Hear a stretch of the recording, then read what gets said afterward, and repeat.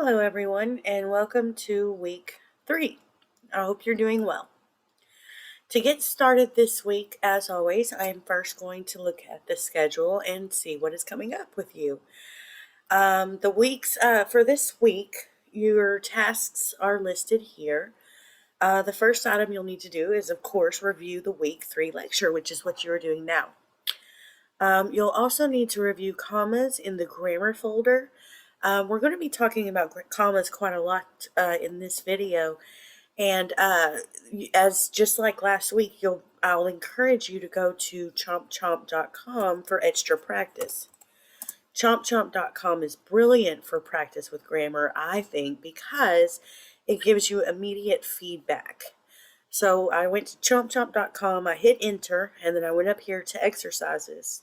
And then you can see commas is its own section here, and there's 5 different exercises for commas that you can do. And they're interactive, or you can do the handout if you prefer paper and pencil. But I like the interactive exercises because it gives you immediate feedback, and it tells you if you got it right, or if you get it wrong, it tells you why you got it wrong. So let's see.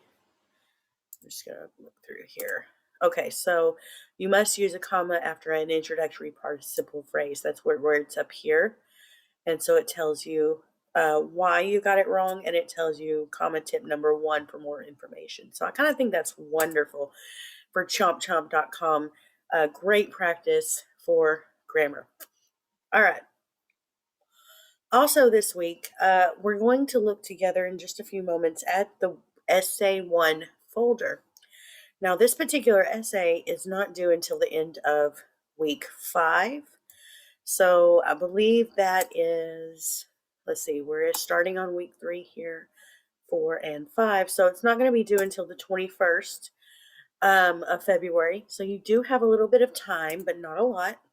And we are going to start looking at that essay together this week and next week and the week after. And I'll walk through the expectations for that. Also this week, you'll need to complete quiz 4 and quiz 5. Quiz 4 is over chapter 4 in successful college writing. Quiz 5 is over chapter 5 in successful college writing. So they will open February 1st, which is, today, at 12:01 a.m. So you'll be able to do those. You'll also need to complete discussion 4, which I'm just going to show you that really quickly. When you open up the discussion board and you go to discussion 4, it says it's just discussion of chapters 4 and 5. So luckily, that's what your quiz is over, right? So when you go into it and you read the prompt, my internet's a little fidgety this evening. It gives you a choice. You have a choice this week. You can do both, but you don't have to. When it loads, we'll look at it together. There it goes. So just like last time, reply to this message with your answer to the prompt, and then to earn full credit, you have to reply to 2 other people also. And guys, beware of the save draft button. People have been getting caught with that a couple times already, so beware of that. So choices this week: what steps do you take in pre-writing? That could be one. Or choice 2 is, what is a thesis statement? So guess what? Chapter 4 covers pre-writing. Chapter 5 covers thesis statements. So I suggest you read those chapters before you do the discussion board, and you should have no trouble at all. All right, the other thing that is on your schedule is the grammar post test. So the grammar post test is your other thing that's on the schedule for this week. So again, the grammar post test is in exams because it is an exam. It's a test. So go into exams, and just like the grammar pre-test that you took already, it's a grammar test. It's got 50 questions. It's timed at 1 hour. You'll see 1 question at a time. You will not be able to go back to previous questions, and do not hit submit until you're done with the exam. And This test, if you remember, the grammar pre-test was only worth 2% of your grade. The grammar post-test is worth 8% of your grade. So it is worth more. But again, I want to remind you, it's not a huge chunk of your grade. So if you don't do extremely, extremely well, it's not a panic attack. But I do want to encourage you to do your best because it is 8% of your grade. Think about it like 8 points off of 100. So there's that. Okay, that's what's coming up this week in the schedule. So there's your reminder. Don't forget to do everything on the list. 7 items to complete this week. Okay, so we're going to be talking about commas today in this video. I'm going to pull up the PowerPoint, which you have access to in the grammar folder. You go to grammar and then PowerPoints. And then there is one that says commas. There's also a comma Jeopardy game, which I just think is fun. So I put it in there if you want to play. Maybe test out some of the people around you. It's kind of fun. But we're going to open up the comma PowerPoint. It's going to download. You're going to be able to open it just like I am. Again, my internet's a little bit slow this night, so it may take a couple of minutes to open. We'll get there. 22 seconds, 32 seconds. I never trust those timers. It'll get there. 16, 11, 10, 7, 6, 5, 3, 2, 0 seconds, 1 second. Oh, opening. All right, here we go. Comma patterns. Now, I'm going to tell you guys up front, this does not cover every single comma rule. There are some that are not covered in this PowerPoint. You can find the rules for every comma rule that exists. You can look it up on Google. Or you also have, there is a grammar section in your Seagull handbook that you can look at. I believe those pages are green or yellow. I don't remember off the top of my head, but there is a grammar section in your handbook, and you can look at that. You can also type into Google comma rules, and it'll show you all the rules. What I'm covering is what's on the test, but also these are the things that I see most problematic in my students' essays. So the most common issues that I encounter. So that's what these are. Okay. The following is a series of comma, semicolon, and sentence structure rules that many students have trouble applying correctly in their writing. Learn these rules and the reasons for them to improve your essay grades. But primarily remember that you should never use a comma unless you know exactly why you need it. That's why I want you to review all the comma rules before you start messing with this. But I used to have a teacher that told me, put a comma where you pause. Well, that's a problem because we don't always pause where we're supposed to. And we also pause sometimes when we're not supposed to. So that's not really the best way to go about this. Again, don't rely on what sounds right. Go by the rules. Okay, so the first one we're going to deal with here is using a comma between two sentences joined by a coordinating conjunction. And this is where those fanboys come in, right? If you remember the acronym for, and, nor, but, or, yet, and so. I think I forgot to add but in my list here. I apologize. But the acronym is fanboys. Believe it or not, this is probably the biggest problem that I see for my students, that they forget that they need a comma between two sentences joined by a coordinating conjunction. So here's my, this is a video. Conjunction, junction. For the sake of time, I won't play the video, but I love this video. It'll get stuck in your head and play over and over and over. But we're going to skip the video for now. You can go back and watch it on your own. Again, you have access to this PowerPoint. But the rule is complete sentence, comma, Add your coordinating conjunction, which is one of those fanboy words, for, and, nor, but, or, yet, and so. And then add your other complete sentence. You cannot join just two complete sentences. You have to have something to join them together. So here's my example. Bubba shot the jukebox and he sped away in his enormous dolly. So where do I need a comma? I have two complete sentences. Bubba shot the jukebox is a complete sentence. He sped away in his enormous dolly. That is also a complete sentence. So I need a comma with my conjunction to join them together. I can't just have the conjunction by itself. So the comma goes before the conjunction. Bubba shot the jukebox, complete sentence, comma, conjunction, that's that word and then he sped away in his enormous dolly.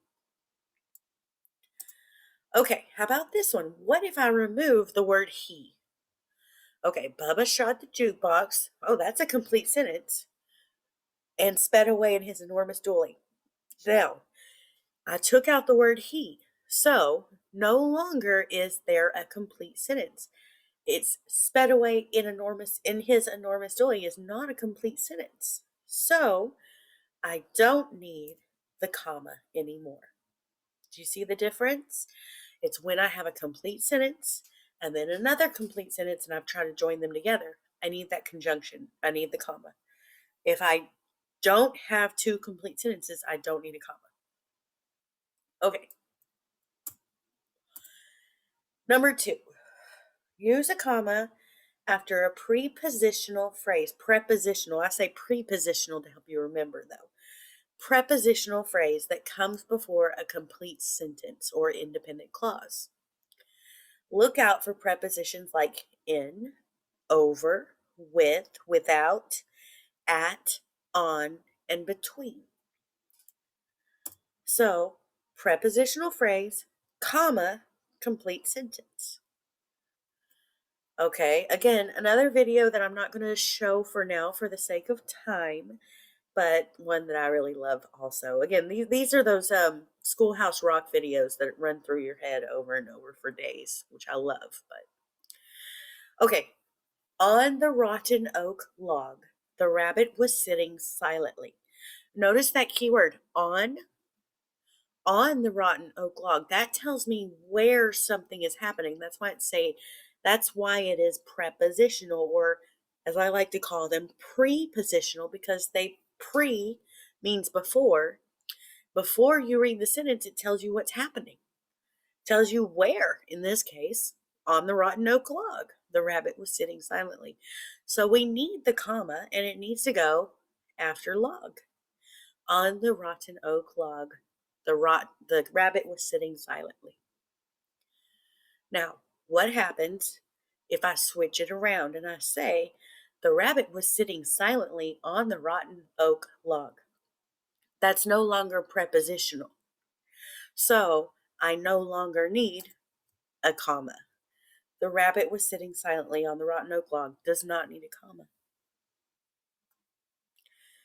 Okay, next one.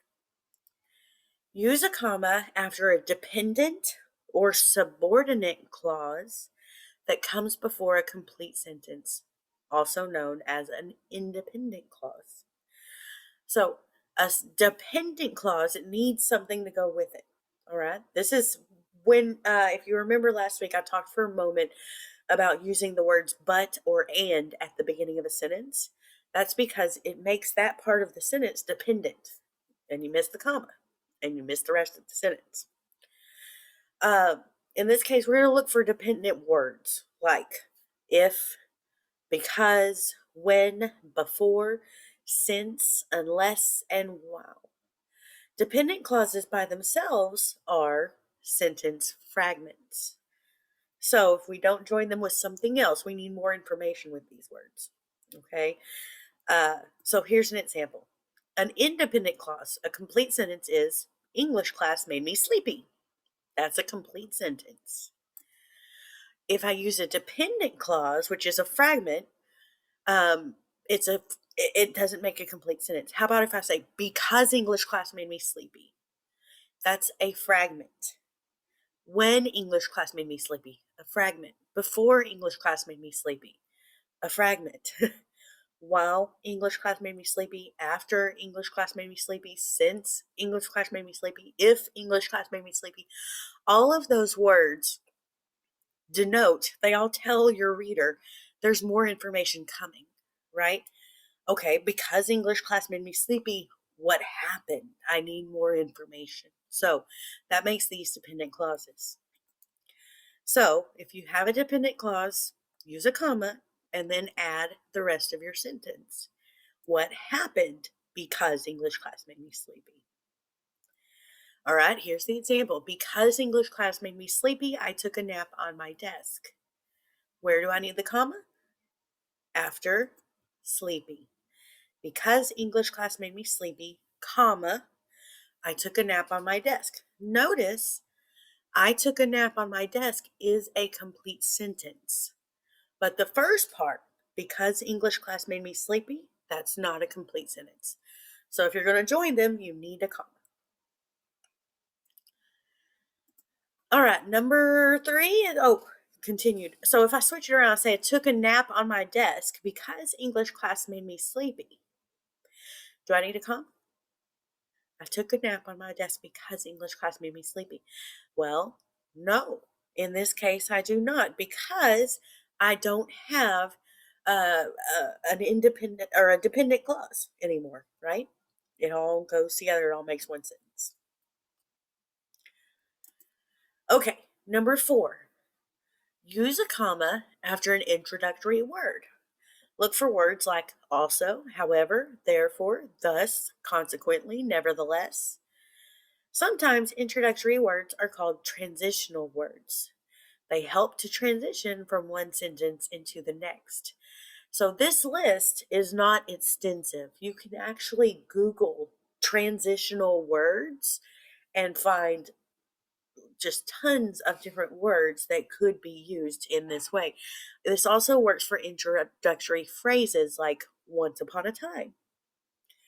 Okay, introductory word, comma, then your complete sentence.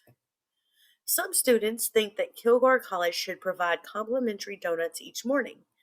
However, others favor pigs in blankets. Where do I need my comma? Where is that transitional word I was just talking about? Bingo, it is however. So, some students think that Kilgore College should provide complimentary donuts each morning. However, comma, others favor pigs in blankets.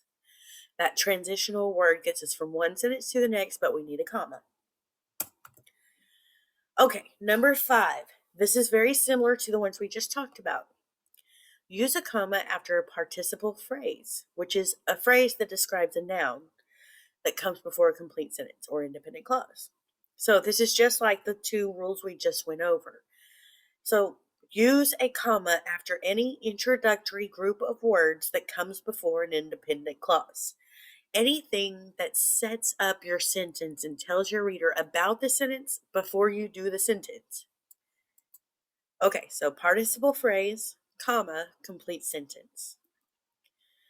Participle phrase includes a group of words including a participle, which is usually a verb ending in ing, d, or ed, that modifies or describes the noun or pronoun that comes just after it, usually the subject of the sentence. So, running from the police, that would be a participle phrase. By itself, that doesn't make any sense, right? But if I put it in a sentence, running from the police, several men in costumes were soon arrested. Okay, running from the police, that's not complete sentence. But if I say several men in costumes were soon arrested, that is a complete sentence. Running from the police tells me about the sentence before I give you the sentence. So we need a comma after police. Running from the police, comma, several men in costumes were soon arrested. What if I change it around? This doesn't make as much sense, but it goes with what we're doing. Several men in costumes were soon arrested running from the police. It doesn't quite work, but I think we could rephrase it. But the point gets across that you don't need a comma anymore, because no longer is running from the police first. It's not setting up the sentence. It's now part of the sentence. Several men in costumes were soon arrested running from the police. Okay, I hope you're staying with me. If you're not, feel free to rewind and watch again. All right, we need to talk for a moment about a dangling modifier. It goes with this rule we just talked about. A dangling modifier is an error that occurs when a participle phrase appears to modify or describe the wrong word. So here's my example. Running from the police, Officer Jones arrested the costume man. Who was running from the police? Well, we know, just from talking, that it was the costume man who was running. But because of the way the sentence is set up, running from the police comes right before who? Officer Jones. So it looks to a reader like Officer Jones was the one running from the police, and that's a problem. So we would need to change it around. And say, running from the police, the costume man was arrested by Officer Jones. And that makes much more sense to a reader who's really unfamiliar with what you're trying to say, and especially a reader like me who is trying to get through your work very quickly. I'm able to make sense of what's happening in this sentence much more easily when the modifier is correct. Okay?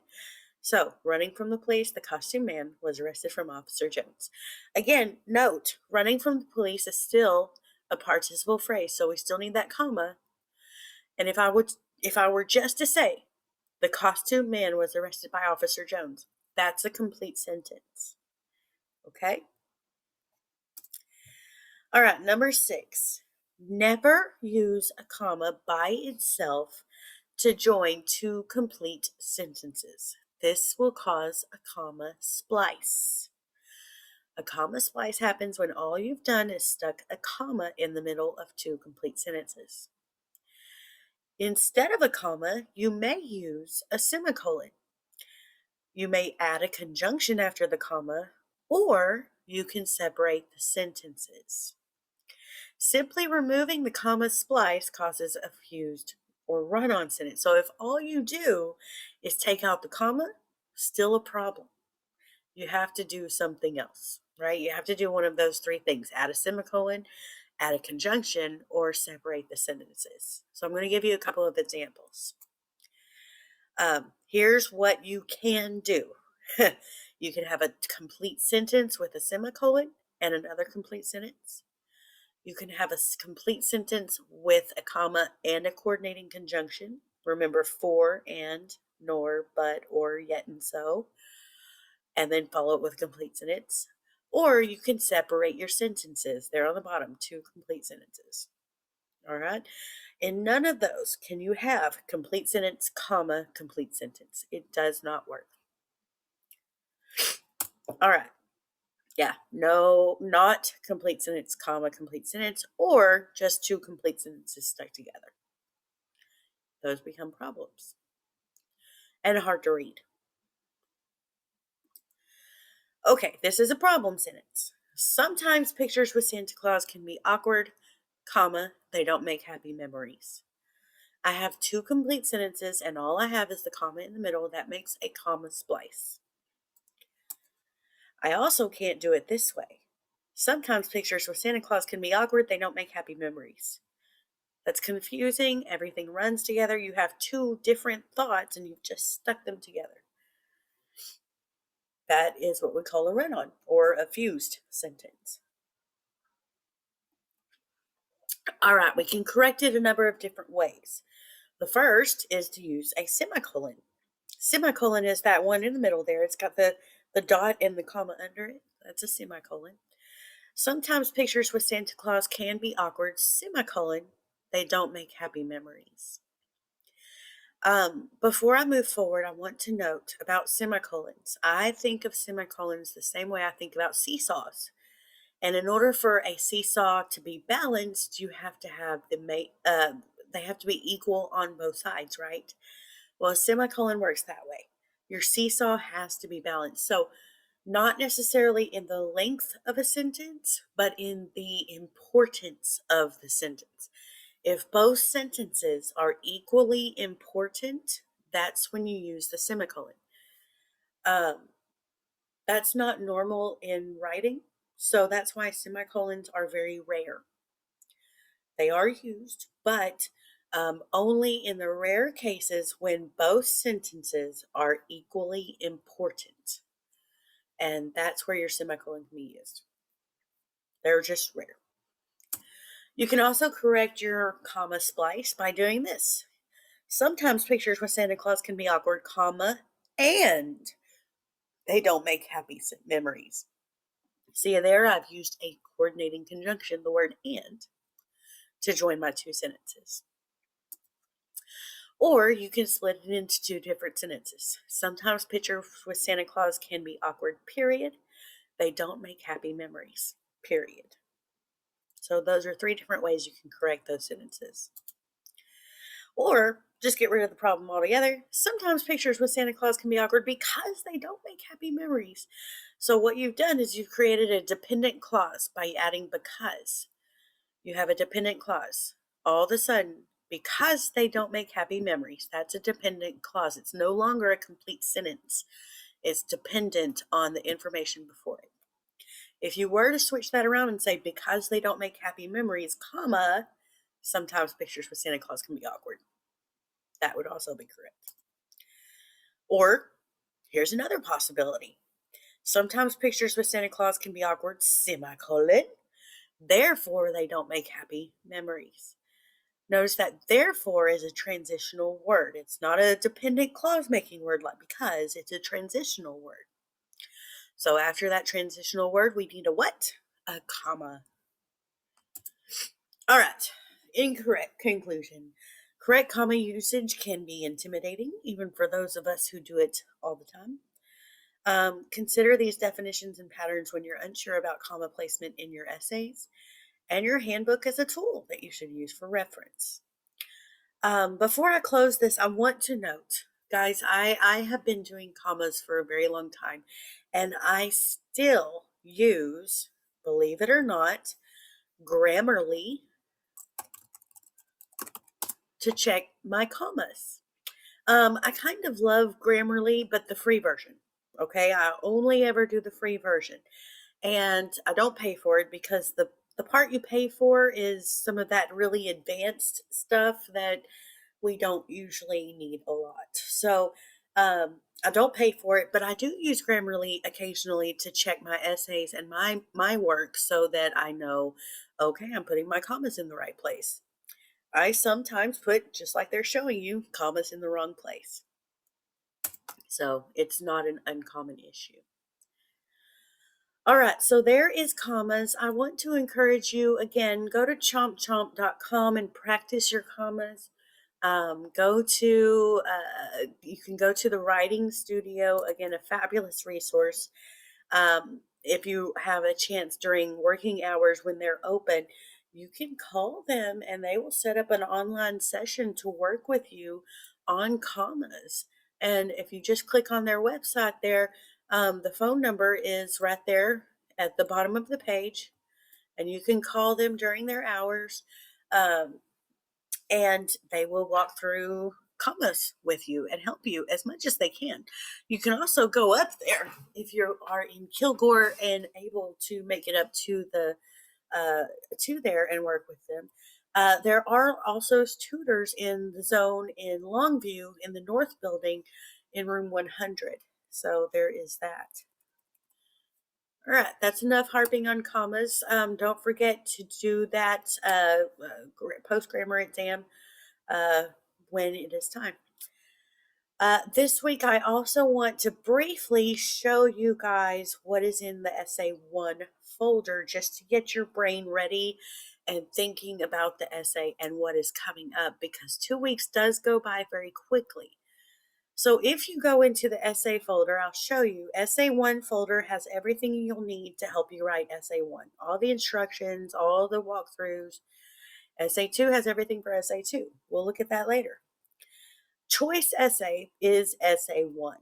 Okay, I call it the choice essay because you get to make the choice of what it's about. And we'll talk about that in a moment. And then Essay 2 is the argument essay. So when you're done writing your essay, you're ready to turn it in, here's where you'll send it in. It says submit your choice essay here. Be sure that you read this part. It's really important. Okay, essay one folder, when you open it up, it says here at the top is just kind of a quick run through of what this essay is about. For this essay, choose any of the following. That's why I call it the choice essay. Classification or division, definition, cause and effect, or compare and contrast as a methodology to write about the topic of your choice. See the instructions for more information. Now, I do walk through briefly here what is a classification division essay. I do walk through sort of what is a definition essay, sort of what is a compare and contrast essay, what is a cause and effect essay. Chapters in your book 15, 18, 16, and 17 cover these things. I'll also be going into these next week and the week following in detail how to work on these essays. So I'm not just telling you, oh, you need to write a classification division essay. You may never have heard of that before, but I will be walking through it in the upcoming videos. So I'm not just throwing you to the wolves. The MLA segment of the Siegel Handbook covers how to format your essay. Also, there are several resources I provided for you here in Blackboard. So and I'll walk through MLA a bit too next week. And then this part, I give you sample ways to set up your thesis statements for each of those essays. I'll be going through those in more depth next week also. Okay, in this folder, I'm going to go through very quickly what is available. Again, I'll be going in much more detail next week, but just to get you started thinking about this, you have your essay one instructions. You can download it, open it up. If you actually click on it, like I did not apparently. There it goes. Downloading. It'll open.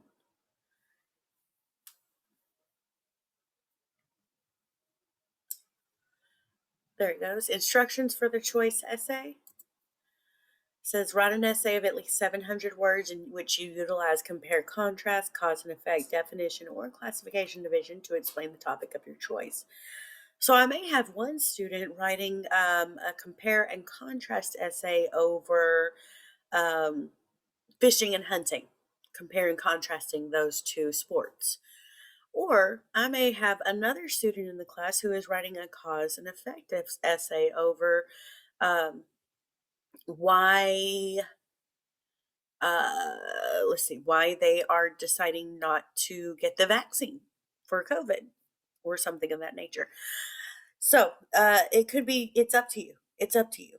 I do have a lot of information here that goes through what each of those is, but we will be talking about it more depth in class. Here is how I want your introduction to be set up with a thesis statement. Here's how the body paragraphs will be set up. Here's what the conclusion will look like. I also have reminders like avoid exclamation marks. Don't yell at your reader. Don't yell at me. Avoid sarcasm, all those things. And then I have example essays. And these essays actually come from students who have been in my class and who have done well on these assignments. Now, these essays are not perfect. And I note that for a reason because I want you to know that you may read this and say, oh, that's not a good sentence. Well, that's okay because these are not perfect essays. These are student essays. There are mistakes, there are problems, but these were done well enough to get a good grade. So these are examples of what these can look like. You'll notice these essays do have research that the students have done research and added a works cited, and they have quoted from and used that research in their essays appropriately. That is an excellent thing to do. However, it is not required for this particular essay. It's not a requirement.